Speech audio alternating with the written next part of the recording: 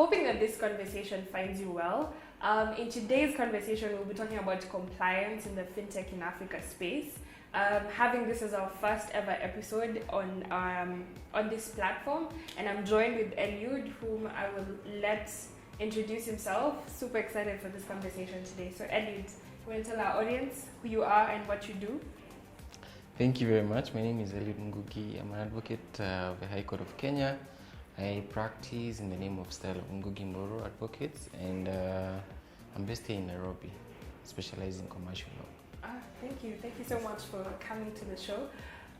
So maybe just to start us off, because today we're talking about compliance, and the reason why I thought compliance is the first episode I would want to do in terms of the fintech in Africa series is a lot of times when startups or fintech companies are setting up, compliance is like the last thing or mid in between that they think about.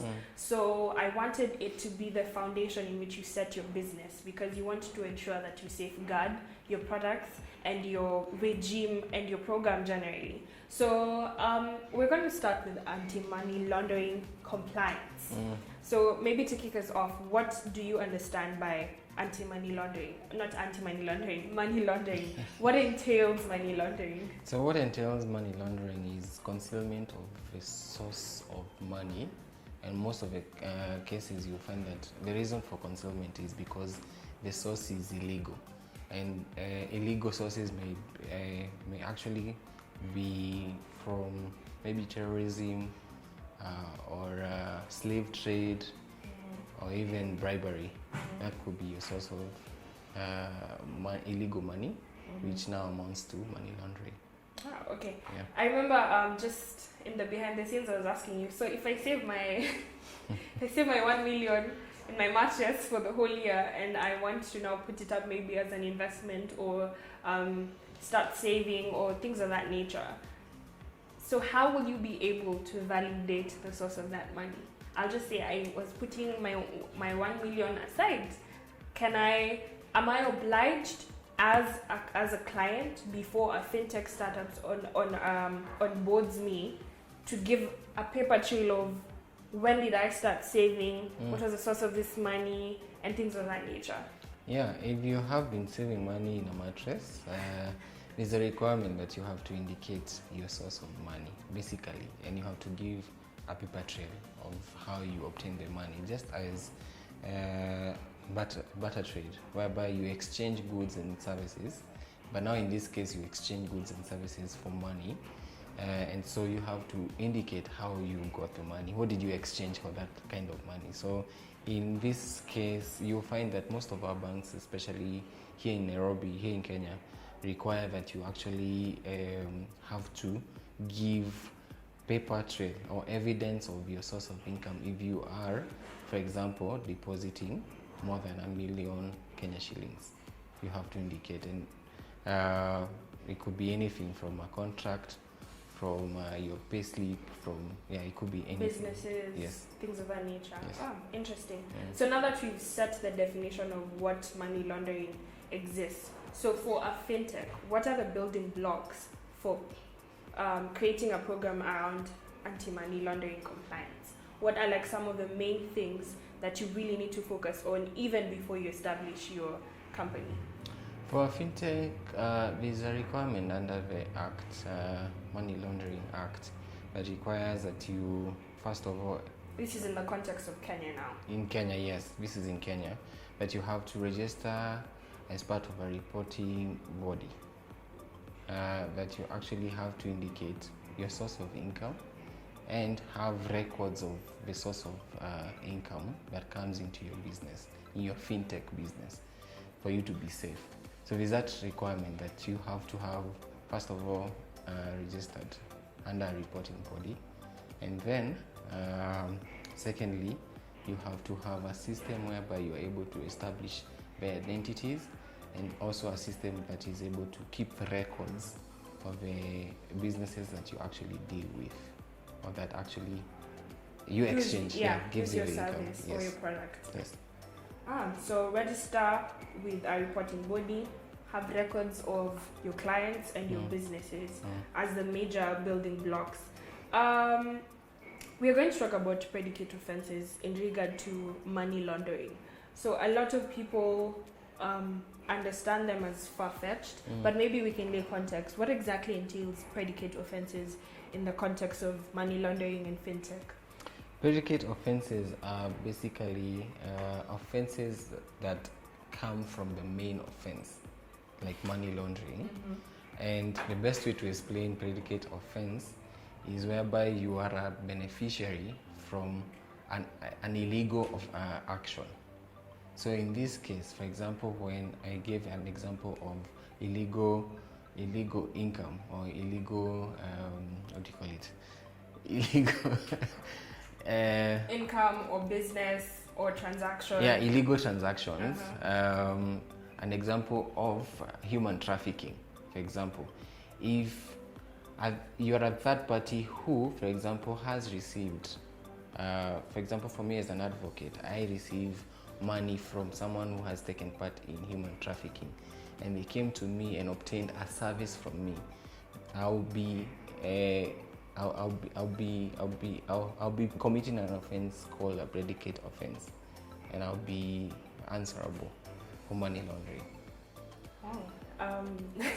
That's interesting. So does the argument for not knowing hold water? No, it does not hold off water. Let's create a scenario. Yeah, you onboarded a client. Probably you already have an established working relation, where previously you knew their sources of money and things of that nature. And then let's say in between, the nature of the source of their money changed to maybe corruption and things of this nature. So this was already, this is in between, not when you were onboarding this client. This is way after they are your client, and this happens. So how do you go about such a scenario in terms of the reporting? What's the reporting mechanism for such activity? So the reporting mechanism, again. Before even we get to the reporting mechanism, at what point do you start being liable? The time that you offered the service, or after offering the service and realizing there is something that's not adding up about the source of this money?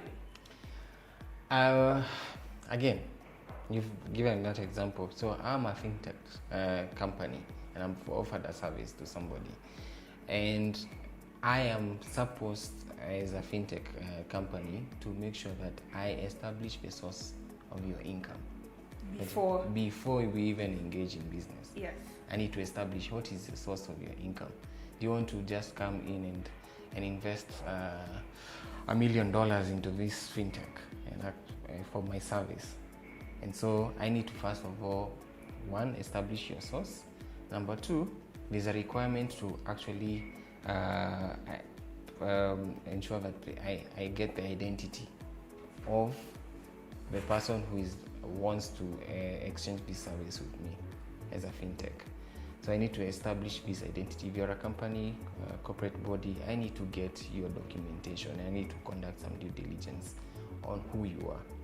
And from that, I'll be able to now establish what is your source of income. So for example, if you're a legal body, legal company, I'll conduct a search. I'll be able to see your records and actually have that initial conversation with the directors of that company and find out what kind of business do you engage in, and are you subject to some fishy businesses, which might include corruption deals.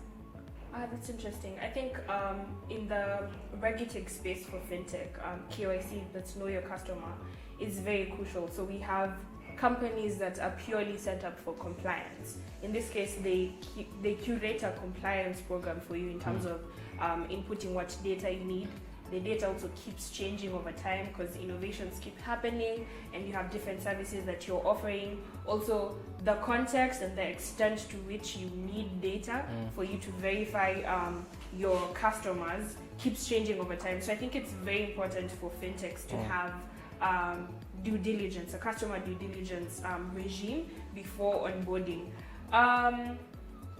Just to take us to the same trajectory.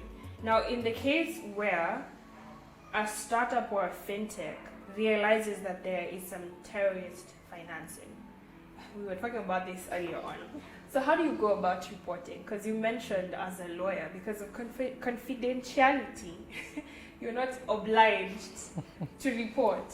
So now on a fintech capacity, how do you go about reporting such activities? The reporting of that activity, for example, terrorism, will require you to actually pass the information to the reporting officer who you already have in your jurisdiction. Yeah, in your jurisdiction. Then undertake a money laundering assessment, which basically will mean that you are able to establish that actually this money did not come from a legal or a legitimate business. So those are the first two things that you need to do once you discover that you have actually dealing with money laundering kind of source of income. In the case that this happens, which we have seen some fintechs shut down because of money laundering allegations, is there salvaging the business? Because I know there are fines that they may be applied, there may be some level of criminal offenses, but like can such a business still survive from a legal aspect, or shutting down is immediately? Need to come again. Oh yeah. So in the case that you are found guilty of financing terrorist activity or money laundering or any form of predicate offenses, corruption and things of this nature, is there salvaging the business? Now, you've been found guilty of this. Can the business still continue even without the people that are liable for that mistake? Yes, the business can continue, but first of all, you need to deal with that offense that you've already been told that you've committed, which is basically you have to go through the motions of proving that one, maybe that the source of income was from a legitimate source, and that you'll be able to proceed on to form proper systems, and that you will not maybe commit another offense. So you basically need a proper PR team, yeah, to survive. I actually think you need a proper legal team. Legal team, less of PR, more of legal. More of legal team, because they'll be able to go through the law and what it provides for versus what you have been accused of, the offense you've been accused of committing. And also how you protect founders in such scenarios. Let's go to politically exposed persons when you're onboarding, because today we're dealing with compliance and digital identities. And I was telling you as a joke that apparently in China it takes you close to 9 months before you can verify the source of PPs.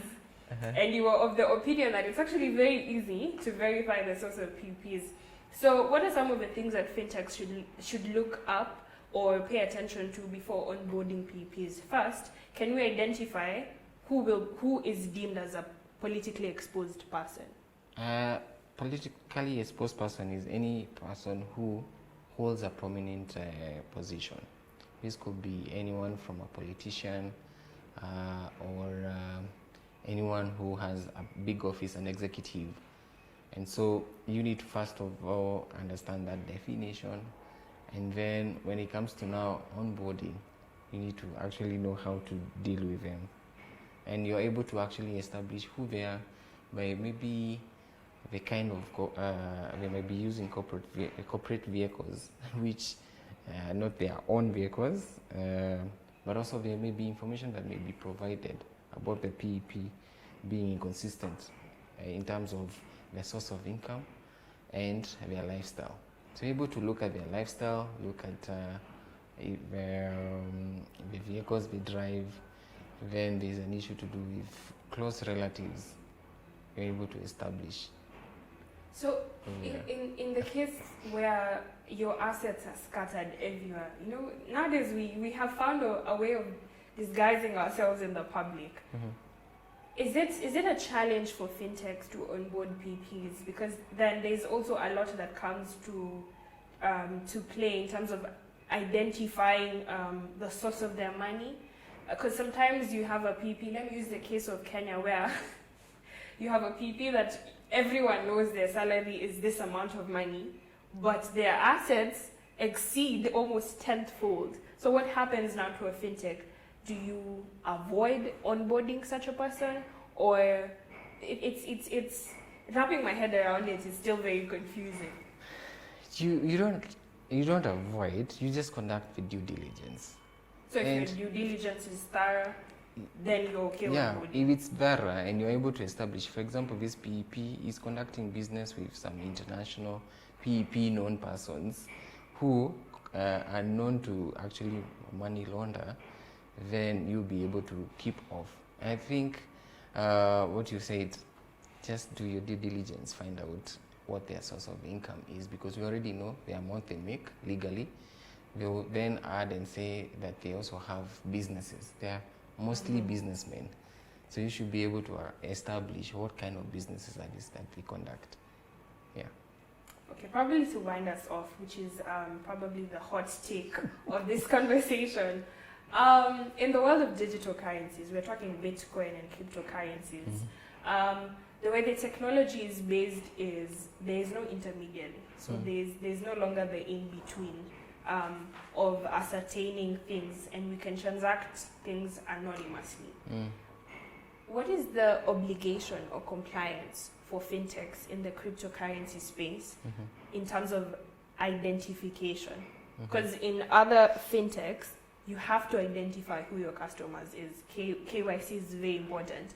Most KYC's company don't even deal with crypto because of that anonymity, like being anonymous concept. So what's the legal obligation or compliance when it comes to cryptocurrencies and identifying their clients? It's quite difficult, especially in cryptocurrencies, because one, you trade in as an anonymous, and there's no intermediary. And therefore, how do you then establish who you're actually dealing with? So this is a new, this is a new, what do you call it? A new space or field or area. This is a new space, innovation that is still being established, locally not regulated, and mostly also in most international jurisdictions. It's not really regulated, and so you're not able to establish who your, for example, customer might be that is purchasing your fintech, and so you may get away with that. Are you still obliged in the case that money laundering is being conducted using your cryptocurrency? Do you? I know it's murky waters, because again, this innovation keeps changing faster than we're able to regulate or form policies, and also there are those who are of the opinion that it's too early to regulate. But also, how do we now avoid instances of being caught up in predicate offenses? It will be very difficult. It will be very difficult to avoid, and maybe the only way to actually deal with it is that you may need to just use the legal tender, which will probably in our case will be money, because the legal tenders are established by the CBK, and the CBK has a way of regulating, and from that you're able to then avoid. You're about to be cancelled in the crypto space. I can already see the Twitter warriors talking about it. So I do understand that there's a lot that has to come in terms of regulation, and also in terms of setting up the ecosystem for cryptocurrencies and digital currencies. But thank you so much for coming to the show.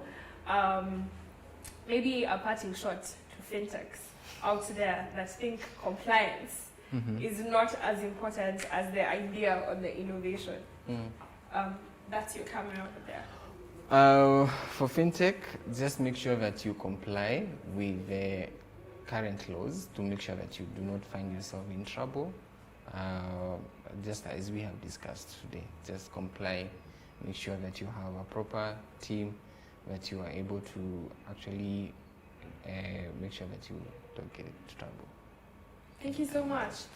So that's the end of today's episode on compliance and fintech in Africa. So see you next time for episode 2, and give us your comments and your thoughts down. Our cryptocurrency fanatics, tell us what you think about compliance and regulation in the crypto space.